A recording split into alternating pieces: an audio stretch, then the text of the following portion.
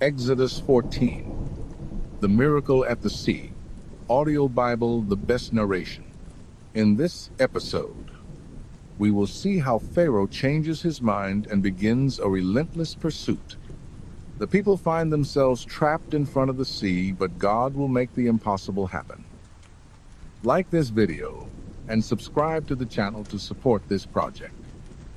During the escape from Egypt, God instructed Moses to change course and have the people camp by the sea near Pi-Hahiroth, between Migdol and the sea, opposite Baal-Zephon.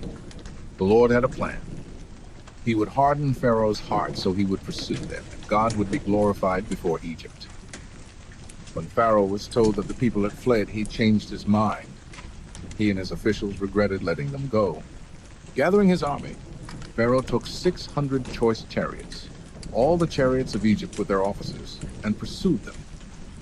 The Lord hardened Pharaoh's heart, king of Egypt, and he chased after the Israelites who had left with a strong hand. The Egyptians caught up with them as they camped by the sea with chariots, horsemen, and troops. When the Israelites saw the Egyptians approaching, they were terrified and cried out to the Lord.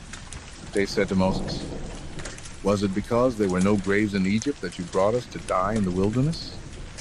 It would have been better to serve the Egyptians than to die here." Moses answered firmly, "Do not be afraid. Stand firm and see the salvation the Lord will bring you today. The Egyptians you see today, you will never see again. The Lord will fight for you. Stay calm." Then the Lord said to Moses, "Why are you crying out to me?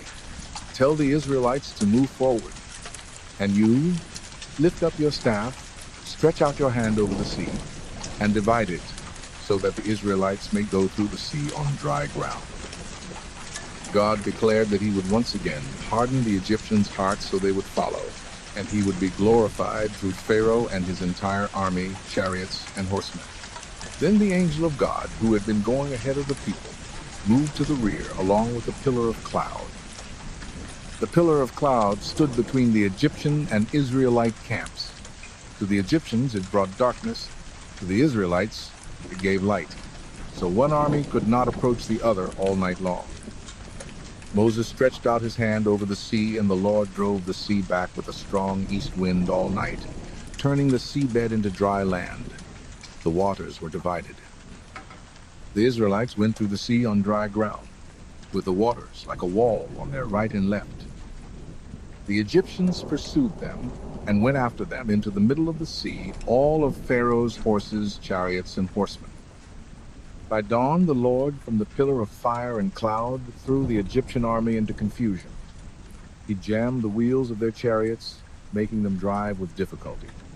Then they said, "Let us flee from the Israelites, for the Lord is fighting for them against Egypt." Then the Lord said to Moses, "Stretch out your hand over the sea, so that the waters may flow back over the Egyptians, their chariots, and horsemen." Moses did so, and at daybreak the sea returned to its place. The Egyptians were fleeing toward it, but the Lord swept them into the sea. The waters covered the chariots, the horsemen, and the entire army of Pharaoh. Not one of them survived. But the Israelites walked through the sea on dry ground, with the waters as a wall on their right and on their left. That day the Lord saved Israel from the hands of the Egyptians. Israel saw the Egyptians lying dead on the seashore, and beheld the great power the Lord had displayed. The people feared the Lord and put their trust in him and in Moses, his servant. The sea that once seemed like a barrier became a path. Despair turned into praise. This chapter teaches us that even when faced with impossible situations, God makes a way where there is none. Fear is overcome by faith, and the impossible becomes reality in the eyes of those who trust. If this message touched your heart, leave a like, comment on how God has worked miracles in your life, and subscribe to continue following this sacred journey. In the next episode, we'll witness the song of victory from Moses and the people, and the first challenges they face after the crossing.